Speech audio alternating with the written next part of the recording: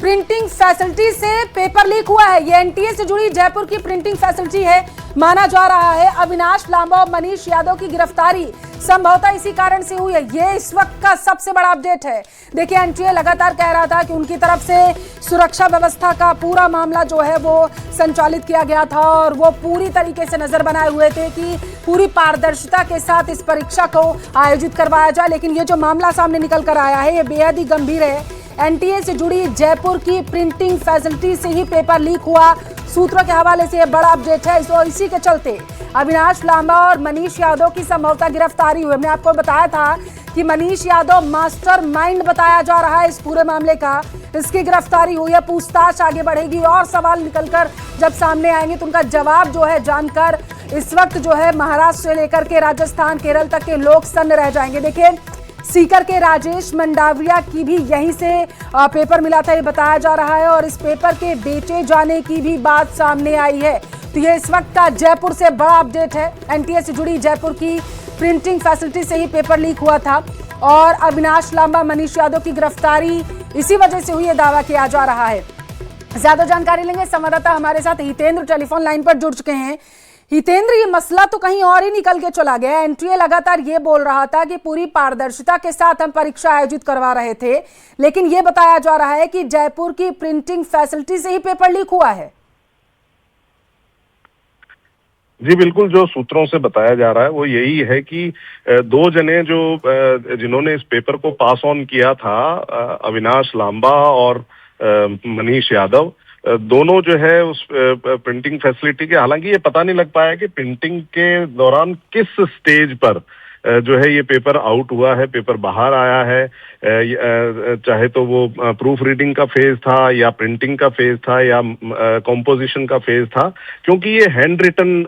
जो है मटेरियल बाहर आया था। तो अभी इस बात की पुष्टि पूरी तरह से ये नहीं हो पाएगी कि ये किस स्टेज से हुआ, लेकिन ये बताया जा रहा है कि देश भर में जो है कई फैसिलिटीज हैं प्रिंटिंग की। एनटीए से जुड़ी जो अलग अलग एजेंसियां हैं वो जो है प्रिंटिंग जयपुर में भी हुई है, ऐसा कहा जा रहा है और वहां से ही ये पेपर बाहर हुआ है। उसके बाद जो है राकेश मंडावरिया जो है सीकर का जो व्यक्ति है जिसको देहरादून से पकड़ा गया है, उसके पास पर आया था और उसके बाद जो है ये जो है कहा जा रहा है कि इसको बेचा भी गया था। हालांकि गैस पेपर के तौर पे ये व्हाट्सएप ग्रुप्स में और व्हाट्सएप पे काफी चला है और काफी जिस गैस पेपर की बात एसओजी ने भी की थी जिसमें 410 क्वेश्चन थे, 150 पेज थे और जिसमें तकरीबन 120 क्वेश्चन हूबहू वैसे के वैसे जो है पेपर में आए। हालांकि कहा जा रहा है कि वो 150 से भी ज्यादा थे। कुछ जो है कुछ क्वेश्चन को अगर हम देखें कि उनको अलग तरीके से लिखा गया। जी, ये बेचे जाने की जो बात सामने निकल कर आई है, कुछ पता चला इसके बारे में कि पेपर को किस तरीके से बेचा जा रहा था, मास्टरमाइंड कौन था? जी, जिन लोगों को पकड़ा गया है उनसे एसओजी लगातार पूछताछ कर रही है कि किस तरह से इन्होंने इसको ऑपरेट किया, क्योंकि इसमें अगर एसओजी की पुरानी जो प्रेस कॉन्फ्रेंस है संडे को जो हुई उसको देखा जाए तो उसमें ये परसों जो हुई थी उसमें देखा जाए तो साफ तौर पर जो है जो एसओजी के जो एडीजी हैं विशाल बंसल, उन्होंने साफ तौर पर कहा था और वो भी इसमें गच्चा खा गए कि इस तरह का मोडस ऑपरेंडी पेपर लीक करने वालों का नहीं होता। जो है उन्होंने प्रथम तौर पर जो है इसको पेपर लीक होने से इनकार किया था, लेकिन आज की जो स्थिति है उसमें पेपर लीक मान भी लिया गया है और पेपर को रद्द भी कर दिया गया है और नई तारीख आने की बात भी शुरू हो गई है। तो इस तरह से जो है ये जो है पूरा मामला ही एक दिन में जो है ये पूरी तरह से कहीं ना पलट कहीं गया ये माना जाए, क्योंकि अधिकारियों को ये लगा कि संभवतः इस तरीके से पेपर लीक नहीं हो सकता है और इसी लूपहोल का फायदा पेपर लीक माफिया ने उठाया और इस तरीके से पेपर को लीक किया गया, क्योंकि उन्हें पता था कि यहाँ से हम आसानी से इस कार्य को कर सकते हैं। बिल्कुल, जो पुरानी मोडस ऑपरेंडी है, जो स्टेट के जो एग्जाम हुए उनमें जो जिस तरह की मोडस ऑपरेंडी इनकी रही है उसको देखें तो ये लगता है कि जो है इस तरह की मोडस ऑपरेंडी नहीं थी, लेकिन जब पूरी बातें अब सामने आ रही हैं तो इससे ये पता लग रहा है कि जो चाहे कोई भी मोडस ऑपरेंडी रही हो, पेपर लीक हुआ है ये आज मान लिया गया है तो ये पेपर लीक ही है और अब इसमें एसओजी आगे किस तरह से जांच करेगी, कैसे वो मनी ट्रेल को ढूंढेगी, कैसे वो पैसे को ढूंढेगी कि कहाँ से जो है किस किसने किसको कितना पैसा कब कैसे दिया, तो ये सब चीजें अब जो है हितेंद्र, SOG ये के सामने अविनाश और मनीष के बारे में जो जानकारी मिल रही है कि जो प्रिंटिंग को लेकर के मामला सामने निकल कर आया कि वहीं से पेपर लीक हुआ है और इसी वजह से संभवतः इन दोनों की गिरफ्तारी हुई। जरा बताइए, इन दोनों के बारे में कुछ सूत्रों के हवाले से पता चला? जी बिल्कुल, इनके बारे में उतनी जानकारी नहीं मिल पाई है, सिर्फ गिरफ्तारी तक बात सीमित है और जहां तक बात गिरफ्तारी की है तो गिरफ्तारी तो हुई है, इसमें कोई दो राय नहीं है। जी, गिरफ्तारी हुई है, लेकिन अभी इनसे पूछताछ होगी क्योंकि मास्टरमाइंड तो मनीष बताया जा रहा है, अब इसमें अविनाश का भी नाम सामने आया है। तो क्या ये दोनों एक दूसरे से कनेक्ट हमेशा रहते थे या फिर इस पेपर लीक के दौरान ही कनेक्ट हुए थे? क्या लगता है आपको? जी बिल्कुल, ये जांच का विषय और ये अभी एसओजी से इस बारे में ज्यादा पता लग नहीं पाया है कि इन दोनों का आपसी संबंध क्या है और ये दोनों जो है किस तरह से इसे ऑपरेट कर रहे थे और किस तरह से जो है एक तीसरे व्यक्ति को पेपर दिया गया जिसने इसकी एक तरह से कहा जाए तो एक तरह से मार्केटिंग की, जिसने मुख्य कड़ी जो है जो राकेश मंडावरिया है, जिसको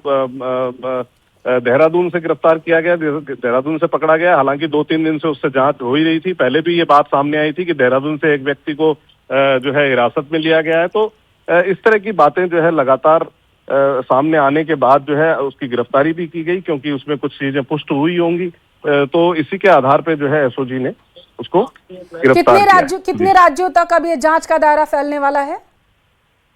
जी बिल्कुल, ये कहा जा रहा है कि जांच का दायरा जो है काफी बड़ा हो चुका है। इसमें राजस्थान, उत्तराखंड तो है ही, उसके अलावा जो है महाराष्ट्र भी है। इसमें एक बात ये भी कही जा रही है कि जो कथित तौर पर जो एक गैस पेपर था, जो 410 क्वेश्चन का गैस पेपर था, जिसमें से 120 क्वेश्चन आए थे, वो गैस पेपर जो है वो पहली बार जो व्हाट्सएप पर आया या पहली बार जब भेजा गया तो जो है वो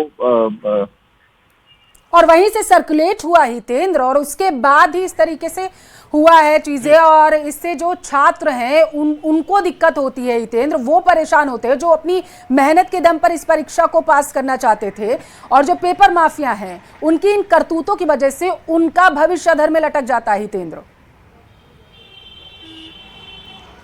जी बिल्कुल, और इस मामले ने भी ये जाहिर कर दिया है कि एजेंसियां बहुत लिमिटेड हैं, एजेंसियों का काम बहुत लिमिटेड है और एजेंसियां जो है उतना ही कर पाती हैं जितना वो कर पा रही हैं। और इसमें